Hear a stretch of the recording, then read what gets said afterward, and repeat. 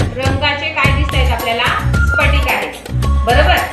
त्याच्यानंतर आपल्याला हे कॉपर सल्फेटचं आपण इथे हे द्रावण तयार केलं. कसं केलं आपण हे, बरोबर, पाणी घेतलं आणि त्याच्यामध्ये हे कॉपर सल्फेटचे काही स्फटिक त्याच्यामध्ये टाकले. आता हे कॉपर सल्फेटचं द्रावण कोणत्या रंगाचं तयार झालं,